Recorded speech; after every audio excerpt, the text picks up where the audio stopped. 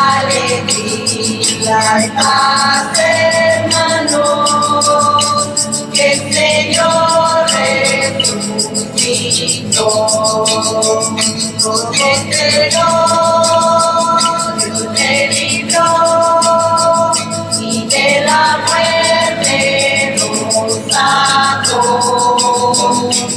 Alegría y paz, hermanos, que el Señor resucitó.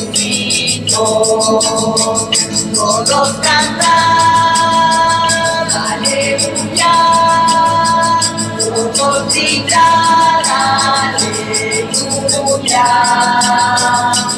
Alegría y paz, hermanos, que el Señor resucitó. En el nombre del Padre, y del Hijo, y del Espíritu Santo, el Dios de la vida, que ha resucitado a Jesús de entre los muertos, esté siempre con todos ustedes. Muchos de los que estamos aquí presentes en esta Eucaristía nos estamos todavía relamiendo de la buena experiencia que tuvimos ayer. Ayer la Comunidad Latina de Viz hizo una peregrinación a Barbastro para venerar los restos de los mártires claretianos que allí están depositados en la cripta de aquel templo. Fue un día gozoso, un día de mucha alegría, y todos creemos que también un día de mucha hondura espiritual que a todos nos animó para seguir adelante en nuestra vida cristiana dando testimonio. Hoy venimos aquí a la Eucaristía para darle gracias y también para volver a encontrarnos con el Señor resucitado. Y tenemos que preparar nuestro corazón. Nos puede servir para ello esta sencilla reflexión. Miren, Dios nunca nos da permiso para hacer el mal. Si a mí me ofenden, no tengo el permiso de Dios para devolverlo. Tengo que tener como una especie de pararrayos invisible, que ese daño de la ofensa me llegue y desaparezca en la tierra, pero no lo devuelvo. Cuando esto ocurre, acontece un hecho espiritual de mucha importancia. Ese mal se convierte para mí en algo bueno.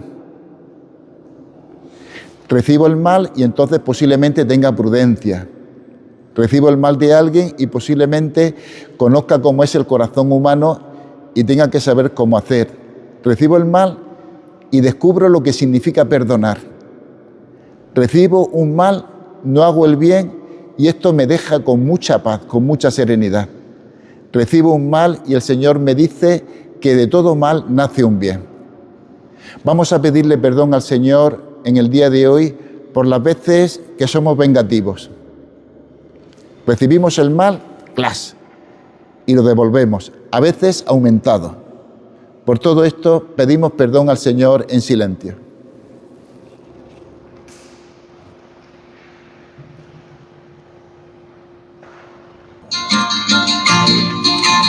Aleluya, aleluya, aleluya, aleluya, aleluya, el Señor resucitó. Aleluya, aleluya, aleluya, aleluya, aleluya, aleluya, el Señor resucitó. El Señor esté con ustedes. Y con su espíritu. Proclamación del Santo Evangelio según San Lucas. Gloria a ti, Señor.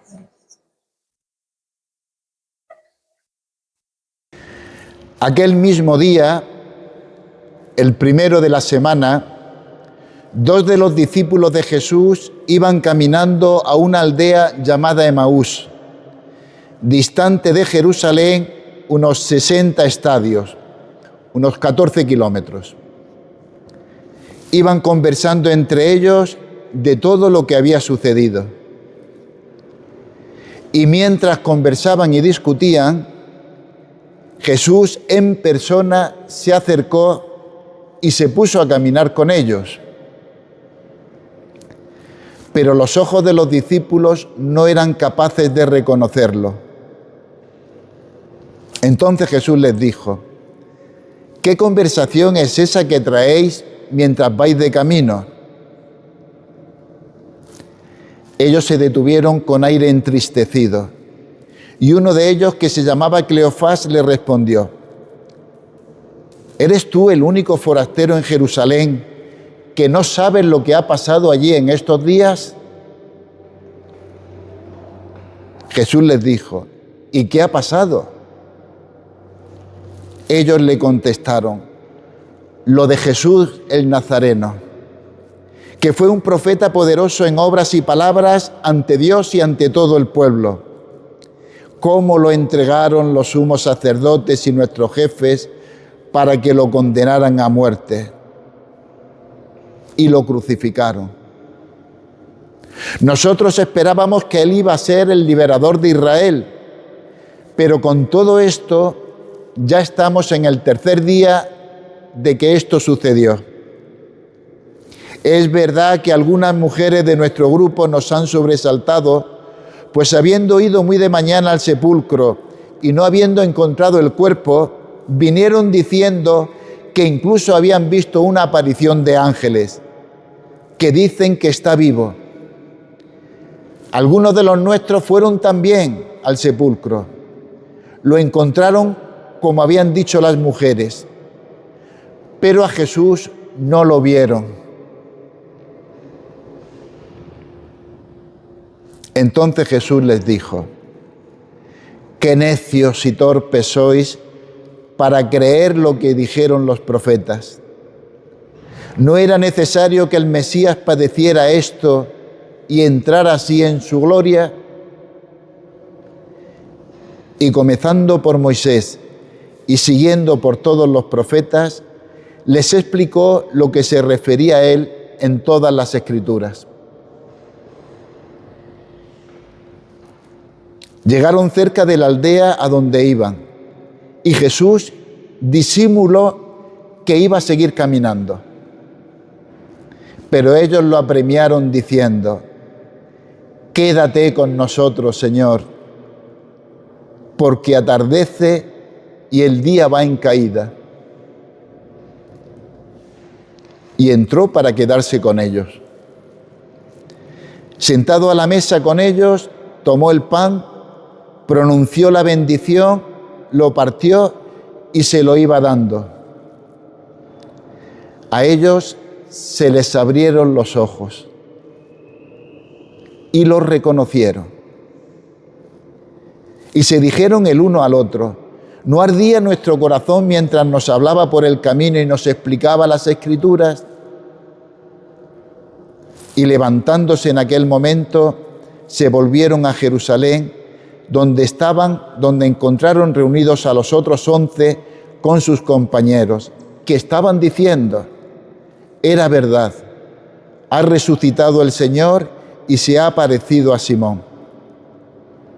Y ellos contaron lo que les había pasado por el camino y cómo lo habían reconocido al partir el pan.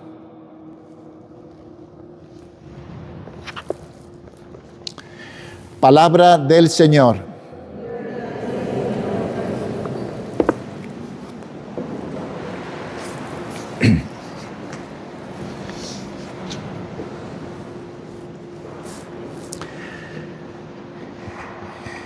El tiempo va pasando y nos colocamos ya en el tercer domingo de Pascua. Hace 3 domingos celebrábamos juntos con muchísimo gozo la celebración de la resurrección del Señor. Y desde entonces la luz de Cristo resucitado en el cirio pascual nos mantiene despiertos diciendo: Él está presente. Jesús no ha muerto. Y hoy nos encontramos en el Evangelio con un relato precioso que nos toca explicar y profundizar. El relato de los discípulos de Emaús. Para entender bien el relato hay que entender que este relato está escrito en el Evangelio de Lucas. Y en el Evangelio de Lucas, entre otras cosas, hay una cosa que llama la atención. Justamente desde el primer momento del Evangelio, desde el relato de la Anunciación, se va repitiendo que Jesús es el Rey, Jesús es el Mesías, Jesús es el liberador de Israel, Jesús es el deseado que todos estamos esperando para liberar al pueblo. Jesús es la majestad.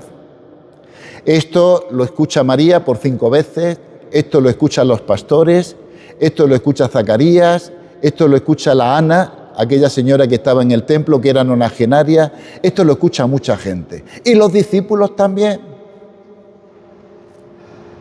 Los discípulos que siguieron a Jesús, en el fondo lo que pensaban era que iba a venir un caudillo y que finalmente iba a traer la prosperidad a Israel, como hizo en la antigüedad el rey David.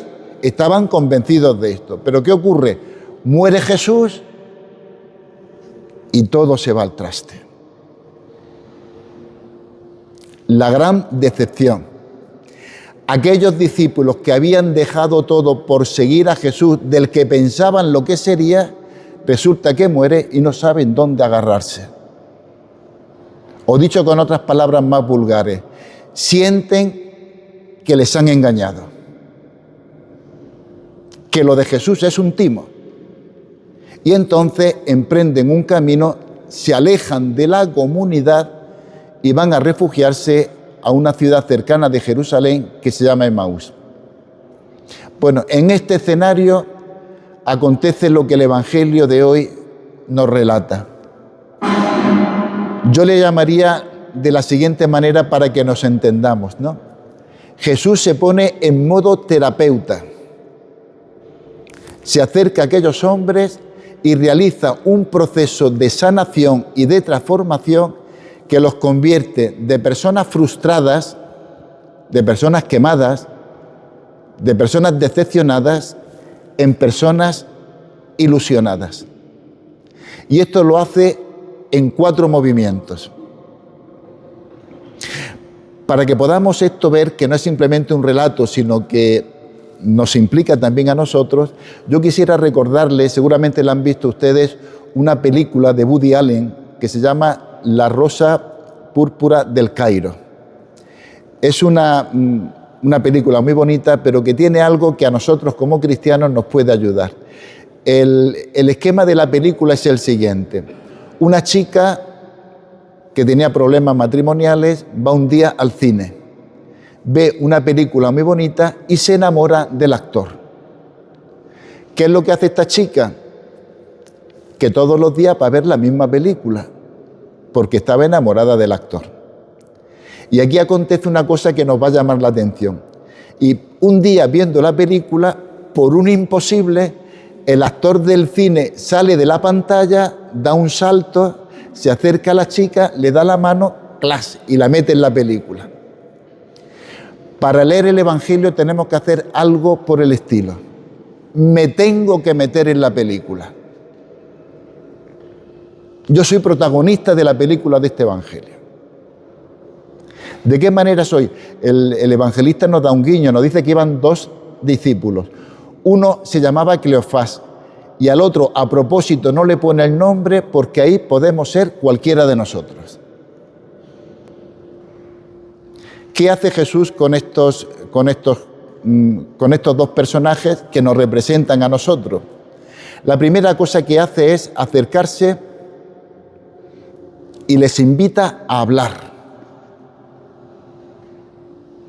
Se acerca de incógnito, no les reconocen y le hace una pregunta. ¿De qué estáis hablando? A nosotros nos puede decir Jesús lo mismo. ¿Qué te preocupa? ¿Qué te está pasando en tu vida? ¿Qué te produce tristeza? ¿Qué te causa malestar? ¿Cuál es la causa de tu aflicción? Y estos discípulos que al principio pues son un poco maleducados y le dicen, estás en Babia con lo que ha pasado en Jerusalén y tú estás en la inopia, no te has enterado de lo que ha ocurrido. Y Jesús con muchísima paciencia le dice, ¿qué ha pasado? Cuéntamelo. Y ellos comienzan a hacer una cosa que todos nosotros necesitamos. Comienzan a hablar de lo que le ha pasado.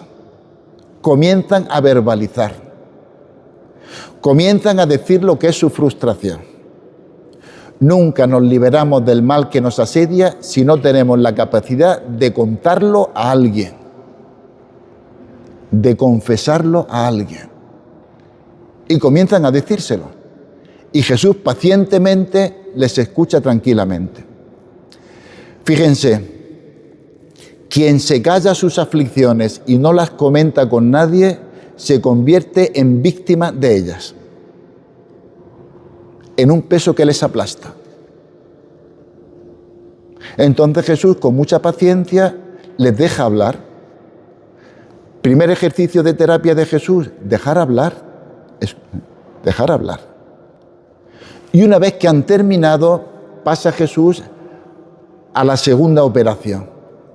Y ahora les invita a escuchar. Una vez que han soltado todo lo que ya tenían dentro, están vacíos por dentro y tienen capacidad de acogida. Y Jesús les va explicando la Escritura.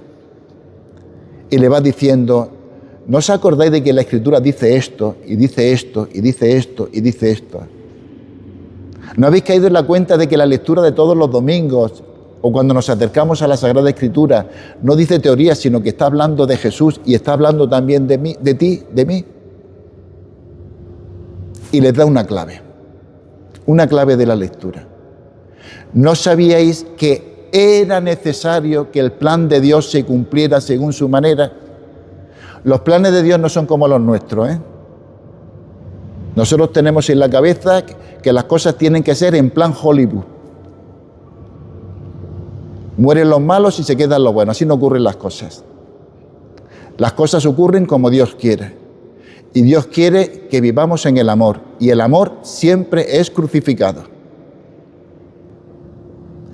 Yo le creo más creo más en el amor de una señora que todos los días atiende a su marido que está enfermo sin fallar ni una vez, que a una parejita de enamorados románticos. Era necesario que las cosas sean así. Era necesario que el Hijo de Dios diera su vida por amor y que lo demostrara hasta dónde es capaz de amar el Señor, que llega hasta perder la vida por nosotros. Dice el evangelista que mientras que Jesús le iba explicando pacientemente esto, se le iban abriendo los ojos y el corazón le iba ardiendo. A mí me parece que esto es muy importante. ¿Para qué necesitamos una casa muy bonita si dentro no hay un calor que nos da la vida? Esto es lo que estaban experimentando. Pero pasa al tercer movimiento. Primero, hablar. Segundo, les invita a escuchar. Y en tercer lugar, les invita a comer. Van caminando, no se dan cuenta y llegan ya al pueblo donde estaban destinados a ir, a Emaús. Y allí Jesús hace como una especie de amago de querer pasar de largo. Y entonces todo esto es también como un truco que el Señor utiliza. ¿Para qué? Para despertar nuestro deseo de búsqueda, nuestro deseo del Señor. Y entonces sale una frase que es una frase preciosa, que la teníamos que decir todos nosotros con frecuencia. Señor, quédate con nosotros, porque se hace de noche en nuestra vida. Señor, quédate con nosotros, porque si no estamos en el desamparo. Señor, quédate con nosotros, porque si no estamos perdidos. Señor, quédate con nosotros, porque si no esto se convierte en un infierno. Señor, quédate con nosotros, porque si no, aquí no hay quien cambie nada. Quédate, por favor, con nosotros. Jesús se queda con ellos y entonces celebra la Eucaristía. Toma un poco de pan, ya reconocemos, porque son palabras pues, que las sabemos de sobra. Toma el pan, lo bendice, lo parte y lo reparte y se lo da a comer. Y les alimenta. Y les da su presencia resucitada en forma de pan. Y ahí se produce el milagro.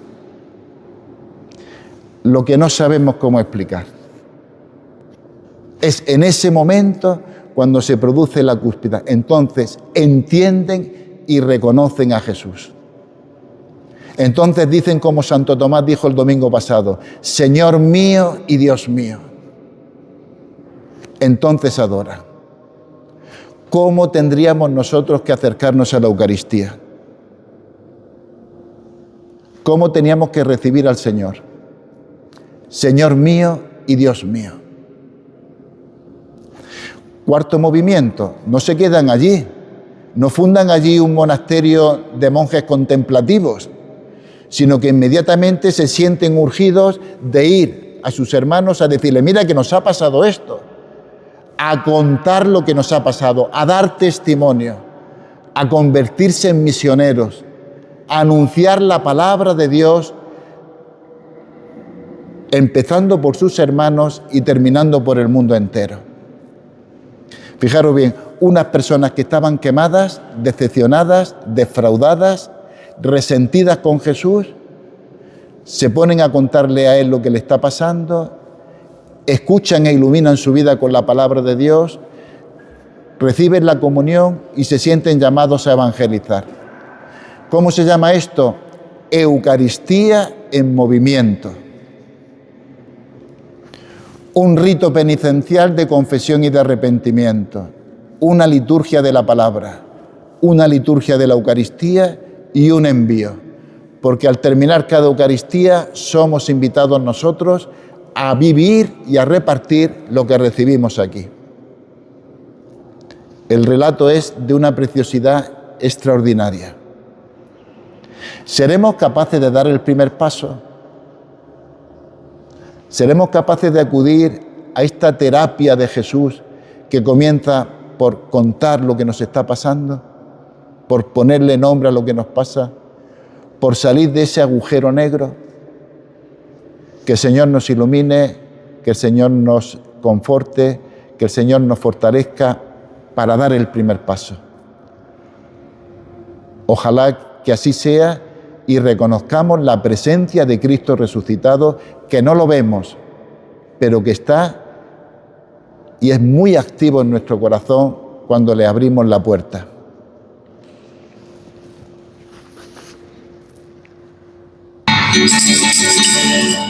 Mira lo que hizo mi Jesús. Mira lo que hizo mi Jesús. Él me levantó y me liberó. Mira lo que hizo mi Jesús. Él me levantó y me liberó. Mira lo que hizo mi Jesús. Caminando por el mundo voy. Caminando por el mundo voy. En prueba, victoria tras victoria. Caminando por el mundo voy. En prueba, victoria tras victoria, caminando por el mundo voy. El enemigo ya vencido está. El enemigo ya vencido está. Jesús lo venció, muriendo en la cruz. El enemigo ya vencido está. Jesús lo venció,